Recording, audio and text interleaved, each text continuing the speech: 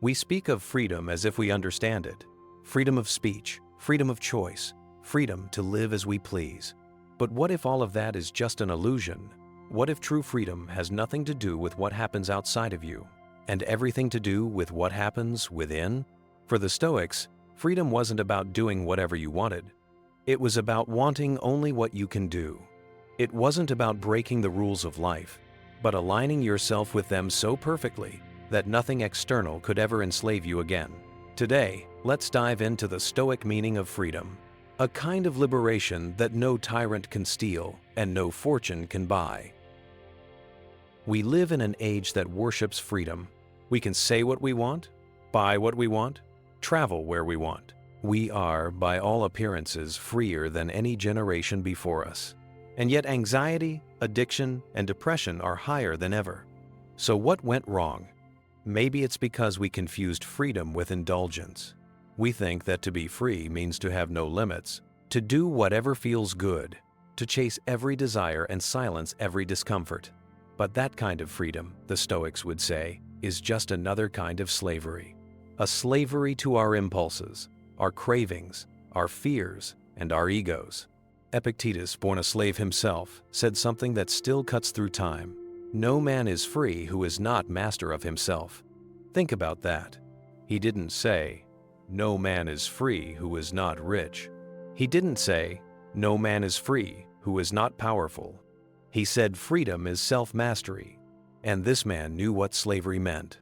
He was literally owned by another person, yet he believed that his body could be chained, but his mind could remain untouched. That's not a metaphor, it was his reality. How many of us today can say the same? We think we're free because we can scroll endlessly through our phones, but we can't stop scrolling. We think we're free because we can eat whatever we want, but we can't say no to the things that slowly destroy us. We think we're free because we can speak our minds, but we still crave the validation of strangers. Are we free, or just slaves to new masters? For the Stoics, freedom is not about external conditions. It's about internal sovereignty. Marcus Aurelius wrote, "You have power over your mind, not outside events. Realize this, and you will find strength." The Stoics saw life as a play where we don't control the script, but we can control how we perform our role. They called this living according to nature, which means living in harmony with reason, with the truth of what is. In this philosophy, freedom is not the absence of constraints. It's the ability to accept them without losing yourself. Seneca wrote, "No one is free who is a slave to his body." And in another letter he said, "He is most free who lives as he wishes, but only if he wishes to live rightly." That's the paradox. To be free, you must discipline yourself. To gain control, you must let go of control over what's beyond you. Freedom, for the Stoic, begins where attachment ends. Let's imagine this. You wake up in a prison cell. You have no control over when to eat, when to sleep, or when to speak. And yet, you remain calm. You reflect. You still choose your attitude. That, the Stoics would say, is freedom. Now imagine another person. They wake up in a penthouse. They have everything, money, beauty, fame. But they can't stop checking their phone. They're tormented by anxiety. They need approval. They're constantly running from their own thoughts. That person, the Stoics would say, is not free at all, because the greatest prison is not made of walls. It's made of thoughts. It's the prison of "I need this. I can't live without that. I must be loved. I must succeed." Freedom begins when those sentences no longer control you. Epictetus divided life into two categories: things within our control and things beyond our control. Everything that enslaves us, he said, comes from confusing the two. We suffer because we try to control what we can't. We fear losing what was never ours to begin with. We crave what depends on chance, and so we chain ourselves. If you wish to be free, Epictetus said, wish for nothing that depends on others. That doesn't mean becoming emotionless. It means being selective with your desires. It means wanting only what reality allows, and training yourself to love it. This is why Stoicism was never a cold philosophy. It's about falling in love with what is. not endlessly chasing what isn't. For the Stoics, freedom wasn't a feeling, it was a moral state. You are free only when you live in accordance with virtue, wisdom, courage, justice, and temperance. If you live unjustly, your conscience enslaves you. If you live foolishly, ignorance enslaves you. If you live without moderation, pleasure enslaves you.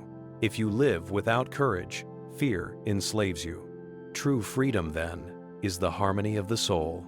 When your reason governs your desires, when your actions follow your principles, and when your peace no longer depends on luck.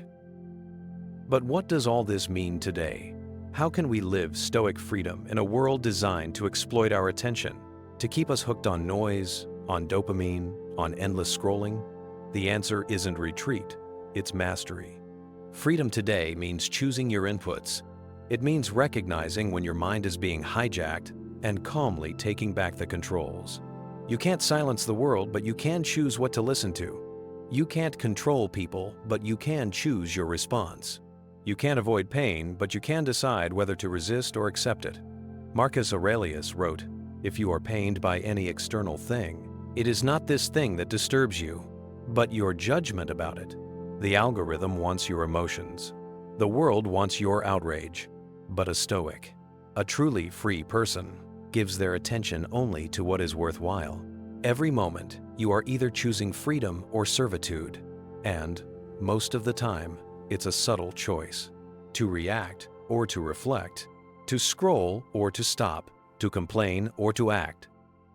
Marcus called his mind a citadel, a fortress no one could breach unless he opened the gates himself. That image, so simple yet profound, captures Stoic freedom perfectly. Imagine your mind as a fortress. Outside, the world is chaotic. Storms, insults, disappointments, losses. But inside, there is calm, because you've learned not to let anything enter without permission.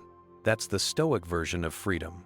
Not detachment from life, but mastery of your reactions to it. Not apathy, but serenity. Not passivity, but power. Acceptance is not surrender, it's alignment. It's saying yes to reality, not because it's easy, but because resistance is futile and self-destructive. Seneca wrote, "Fate leads the willing and drags the unwilling. To be free, then, is to be willing, to cooperate with life instead of fighting it, to act with integrity within the limits given to you." The Stoics believed in a cosmic order, logos. Whether or not we believe in that today, the lesson still stands. Freedom comes from working with reality, not against it.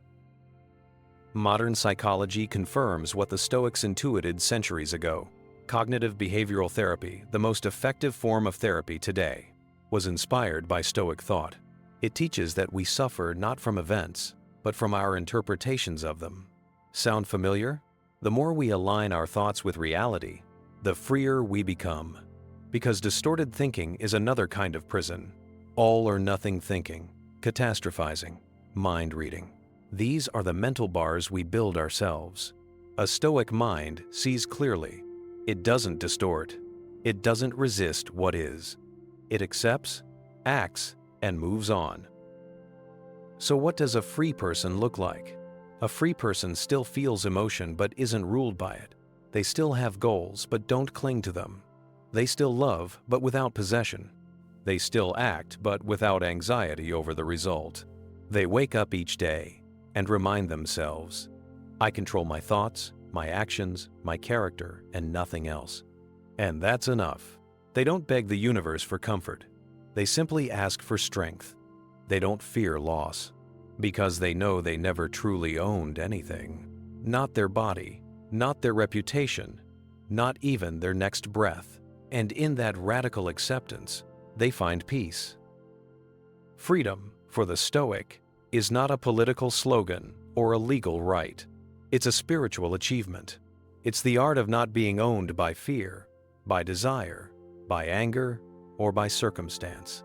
In the quiet mind of a Stoic, there's a kind of rebellion, a refusal to let the world dictate their inner weather.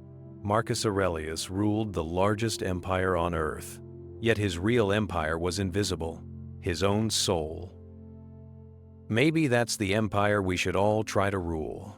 Not nations, not people, but ourselves. Because in the end, you don't need to conquer the world to be free. You just need to stop letting the world conquer you. So the next time you feel trapped, ask yourself, is it the world that's imprisoning me, or my own mind? And remember, the Stoic doesn't escape the world. He transforms within it. He becomes the calm eye in the storm. He becomes free. Freedom is the only worthy goal in life. It is won by disregarding things that lie beyond our control. Epictetus.